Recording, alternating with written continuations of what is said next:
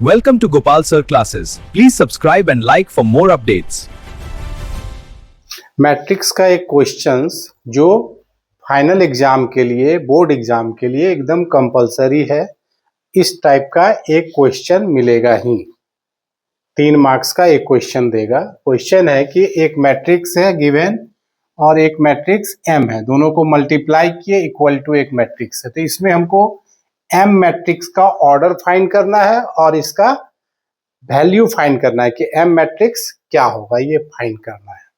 तो सबसे पहले हम लोग क्या करेंगे, चूंकि 2 मैट्रिक्स मल्टीप्लाई कर रहे हैं, ऑर्डर लिखते हैं सबका। तो पहला मैट्रिक्स का ऑर्डर हो गया 2 रो और 2 कॉलम है, तो इसका ऑर्डर हो गया 2 into 2।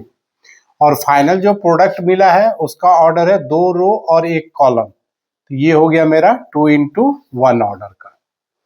अब यहाँ पर जो सेकेंड मैट्रिक्स है, 2 मैट्रिक्स को मल्टीप्लाई कर रहे हैं, तो मल्टीप्लाई करने का रूल है number of column in A is equal to number of rows in B. जो यहां कॉलम है ये इस मैट्रिक्स का रो होना चाहिए, यानी कि फर्स्ट जो मेरा होगा वो 2 हो गया एम मैट्रिक्स का, ये दोनों इक्वल हो गया। जो नंबर ऑफ कॉलम है ए का वो नंबर ऑफ रोज होगा बी का। अब रेस्ट जो बच गया मेरा 2 और यहां पर जो आएगा ये फाइनल प्रोडक्ट का हो गया, 2 into 1 ऑर्डर का प्रोडक्ट हो गया। 2 तो यहां पर दिख रहा है और यहां 1 है, नंबर ऑफ कॉलम जो सेकेंड मैट्रिक्स का है ये क्या होगा, 1 होगा, यही प्रोडक्ट बन जाता है 2 into 1।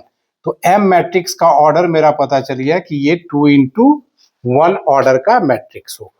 अब इसका वैल्यू हमको फाइंड करना है, तो सपोज कर लेना है 2 into 1 ऑर्डर का लेट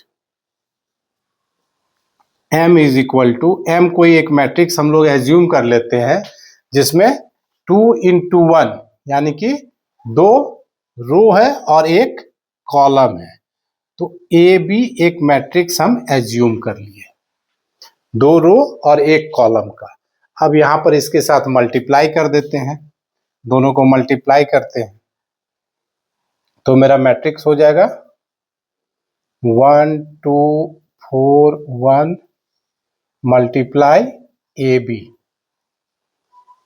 एम मैट्रिक्स जो एज्यूम किए इज इक्वल टू मेरा है 13 और 5।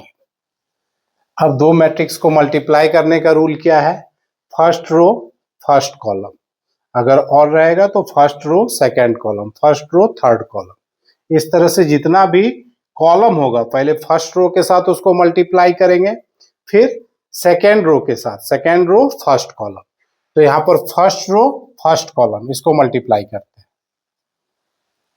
तो first row first column 1 into A plus 4 into B. First row first column, और कॉलम तो है नहीं, अगर इसमें और कॉलम रहता तो फिर 1 फर्स्ट रो के साथ उसको मल्टीप्लाई करते हैं, फर्स्ट रो फर्स्ट कॉलम। अब सेकेंड रो फर्स्ट कॉलम, तो 2 into A plus 1 into B, ये दोनों मल्टीप्लाई हो गया, इज इक्वल टू मेरा गिवन है 13 और 5। अब इसको सॉल्व कर लेते हैं, तो ये मेरा हो गया a प्लस 4b और नीचे हो गया 2a plus b is equal to 35। अब 2 मैट्रिक्स इक्वल है, यानी कि ईच एलिमेंट जो है वो इक्वल होगा, यानी कि इसका a plus 4b is equal to 13 और 2a plus b is equal to 5, दोनों इक्वल होगा। a plus 4b is equal to 13, 2a plus b is equal to 5। अब दोनों को सॉल्व कर लेते हैं कोई भी मेथड से, एलिमिनेशन मेथड या फिर सब्स्टिट्यूशन मेथड, जो भी मेथड है। तो इसमें हम लोग 2 मल्टीप्लाई कर लेते हैं, तो ये हो गया 2a plus 8b is equal to 26 और ये 2a plus b is equal to 5। दोनों को सब्ट्रैक्ट कर लिए, 2a 2a cancel, 7b is equal to हो गया 21। तो b का वैल्यू निकल गया 3 और b का वैल्यू किसी भी इक्वेशन में पुट कर लेते हैं, 3 तो ए का वैल्यू आ जाएगा 5 माइनस 3, ए का वैल्यू हो गया 1, यानी कि एम मैट्रिक्स जो है मेरा ये हो गया आंसर। ए बी के प्लेस पे लिख देना है 1 और 3, यही मेरा एम मैट्रिक्स फाइंड हो गया। तो मल्टीप्लाई करने समय थोड़ा सा यहाँ पर केवल ध्यान देना है, ऑर्डर फाइंड करना है तो दोनों इक्वल होना चाहिए। Number of column in A is equal to number of rows in B. Rest जो बचता है ये प्रोडक्ट का होता है।